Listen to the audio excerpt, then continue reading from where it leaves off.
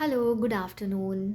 बहुत स्पॉन्टेनियस एक थॉट आया है मुझे और मुझे लगा कि ये चीज़ तो मुझे डेफ़िनेटली सब लोग के साथ शेयर करना ही चाहिए।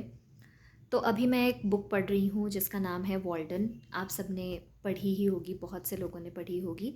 बहुत टफ़ किताब है क्योंकि जनरल इंग्लिश में नहीं लिखी हुई है।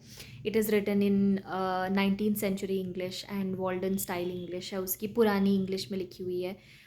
लाइंस बहुत लंबे लंबे हैं, वर्ड्स बहुत रेयरली यूज्ड वर्ड्स हैं, स्पेशली एटलीस्ट फॉर मी तो बहुत रेयर वर्ड्स हैं क्योंकि मैं इतने टफ़ वर्ड्स यूज़ नहीं करती हूँ।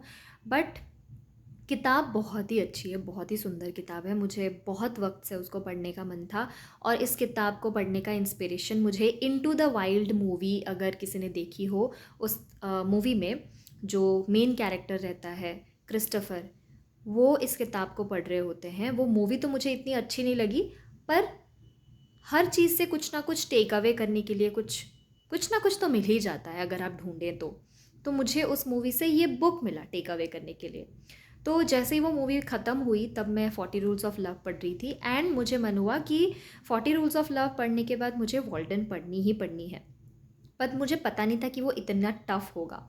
मैंने सोचा हाँ, 2 हफ्ते में निपटा लूँगी। इट्स नॉट लाइक मैं बस बुक्स ऐसे ही पढ़ती हूँ, ऐसी कोई भी बात नहीं है। मैं जब भी कुछ पढ़ती हूँ उसे मैं अपने लाइफ में इम्प्लीमेंट करने की कोशिश ज़रूर करती हूँ। तो ये बुक मुझे पता नहीं था, मुझे लगा नहीं था कि इतना ही ज़्यादा टफ होगा। मैंने जब पढ़ना शुरू किया, मैं पढ़ ही नहीं पा रही थी उसको, बिकॉज़ मुझे मोटिवेशन ही नहीं मिल रही थी, बिकॉज़ उसको समझना इतना मुश्किल था क्योंकि उसके साथ बैठना पड़ता, उसको रिसर्च करना पड़ता, उसके ऊपर ऐसे खोदना पड़ता चीज़ें, डिक्शनरी पकड़ के बैठनी पड़ती, चैट जीपीटी करना पड़ता, बहुत से साथ में चीज़ें लेके चलनी पड़ती, एक नोट, एक पेंसिल, एक पेपर, सब कुछ लेके चलना पड़ता। इसीलिए मुझे वो मोटिवेशन नहीं आ रही थी उसको पढ़ने के लिए, राइट। बट एक तो मोटिवेशन था मेरे अंदर कि मुझे ये किताब पढ़नी ही पढ़नी है, because there was something which was attracting me towards that book very much. And मैंने फाइनली पढ़ना शुरू किया। पहला चैप्टर था economy and it was about how Walden जो थे, जो राइटर हैं, उन्होंने कैसे अपने बजटिंग मतलब संभाले, कैसे उन्होंने मैनेज करे, कितना पैसे उन्होंने खर्च किए, कहाँ पे कितना ज़्यादा हम खर्च करते हैं, ये बताने के लिए उन्होंने ये सब लिखा है। But it was about money and मैं अपने लाइफ में थोड़ा मनी को लेके थोड़ा सा अभी उतनी अच्छी नहीं हूँ, तो इसीलिए मुझे कुछ भी फाइनेंस रिलेटेड हो या मनी रिलेटेड हो, इकोनॉमी है, तो मुझे उसमें थोड़ा कम इंटरेस्ट आता है। तो मुझे ऐसे ही कम इंटरेस्ट आया उसमें। तो बहुत दिन तक मैंने कोशिश करी फर्स्ट चैप्टर को कंप्लीट करने की, बट मुझसे कंप्लीट नहीं हो रही थी। बट मुझे पढ़ना था, मुझे बुक पढ़ना है। तो मैंने सोचा कि कोई बात नहीं है, कोई गल्ला नहीं, पहला चैप्टर स्किप कर देते हैं, let's move on to the next chapter. हम नेक्स्ट चैप्टर पढ़ना शुरू करते हैं, बाद में जब इंटरेस्ट जाग जाएगी तब हम पहला चैप्टर कंप्लीट कर लेंगे, नो इशू। एंड मैंने सही डिसाइड किया, मैंने बहुत अच्छा ये डिसीजन लिया कि मैंने फर्स्ट चैप्टर स्किप करके सेकेंड चैप्टर पढ़ना शुरू करा and it was very good for me, it worked really well. And मैंने फिर चैट जीपीटी की मदद से ये सोचा कि मैं कैसे इस किताब को अच्छे से पढ़ सकती हूँ, कैसे मुझे पढ़ना चाहिए, अपनी स्ट्रैटेजीज़ क्या लगाना चाहिए, क्या नहीं करना चाहिए, एवरीथिंग, सब कुछ मैंने थोड़ा सोचा, थोड़ा एनालाइज करा खुद को। एंड आई रियलाइज्ड कि वॉल्डन एक टफ़ किताब है एंड उससे हमें बहुत कुछ सीखने को मिलेगा। ये अगेन मेरा मेरा पर्सपेक्टिव है, मेरी जितनी अंडरस्टैंडिंग लेवल है मैं उस हिसाब से बता रही हूँ। बहुत सारे आउट होंगे वहाँ पे, आउट इन द वर्ल्ड होंगे जो बहुत इंटेलिजेंट होंगे, आप लोग को पढ़ने में कोई दिक्कत नहीं हो रही होगी, but there might be people like me also जिनको समझने में, पढ़ने में मुश्किल हो रही होगी, बट पढ़ने का मन होगा। तो ये वीडियो उनके लिए है। तो मैंने अच्छे से एनालाइज़ किया खुद का एंड मुझे रियलाइज़ हुआ कि ये किताब एक ड्रामा नहीं है, एक स्टोरी नहीं है, मज़ेदार चीज़ कुछ नहीं है। It's like a session, it's like a class, you know, it's like something you are learning from the author, the writer. तो मैंने उस हिसाब से सोचना शुरू किया।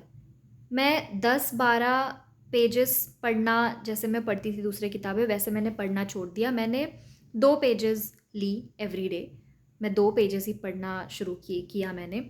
और बिल्कुल अच्छे से फर्स्ट रीड बस नॉर्मली, सेकंड रीड अंडरलाइन कर करके जो चीज़ें मुझे अट्रैक्ट कर रही हैं, जो लाइन मुझे अट्रैक्ट कर रही है, जो वर्ड मुझे नहीं समझ आ रही उनको अंडरलाइन करके, third read proper word to word जाके डीप मीनिंग ढूंढ के, मीनिंग्स लिख लिख के, आइदर पेंसिल से, नहीं तो स्टिकी नोट्स वगैरह में लिख के, जैसे भी whatever works for you, वो करके मैंने उसको पढ़ा. And honestly I am going to end the second chapter. मुझे इतनी खुशी हो रही है, I am so proud of myself कि भगवान ने मुझे ये इंसाइट दिया, ये अवेकनिंग मेरे अंदर दी कि तुम ऐसा करो. I am very grateful to God कि उन्होंने मुझे ये आइडिया दिया, उन्होंने मुझे प्रेरित किया कि ऐसा करो तो तुम अच्छे से इसको कवर कर पाओगी. तो मुझे अच्छा लगा, yes this work for me. And अगर आपके लिए ये वर्क करता है, ट्राई करके देखिए. If it works then very good. And एक और चीज़ जो मुझे रियलाइज़ हुआ कि हमारे पास इतनी बड़ी चीज़ है ना, हमारे हाथ में ये जो फ़ोन है ना, ये बहुत ही बड़ी चीज़ है, बहुत पावरफुल चीज़ है. ये मैं इसलिए नहीं कह रही हूँ क्योंकि मुझे मतलब मैं ब्लफ कर रही हूँ या एनीथिंग. मुझे इसके डीमेरिट्स भी पता है, मुझे इसके मेरिट्स भी पता है. सबको पता है, कैसे नहीं पता, सबको पता है. पर इट इज़ एक्चुअली, अगर सोचें तो कितनी बड़ी चीज़ है ये. It's a phone, it has internet. You can just put your thoughts out there. पूरे दुनिया को आप अपने वर्ड्स, अपने थॉट्स, अपने वर्ड्स, अपनी आवाज़ सुना सकते हैं.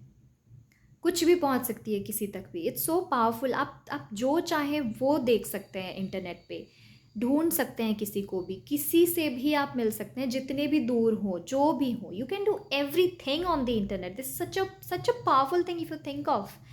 सो मैंने सोचा कि इसका सही इस्तेमाल करना चाहिए, इसका बिल्कुल फ़ायदा उठाना चाहिए. एंड जब से मैं सोशल मीडिया से दूर हुई हूँ, तब से तो मुझे इतना पीस फील हुआ है कि मैं क्या ही कहूँ. एंड अभी मैं इसका पूरा पूरा फ़ायदा उठाने की कोशिश कर रही हूँ, जैसे कि चीज़ें रिसर्च करना, चीज़ों के बारे में डीपली जानना, इसका सही इस्तेमाल करना. एट द लीस्ट यही कहना चाहूँगी. Anyways, thank you so much for watching this video. Have a good day.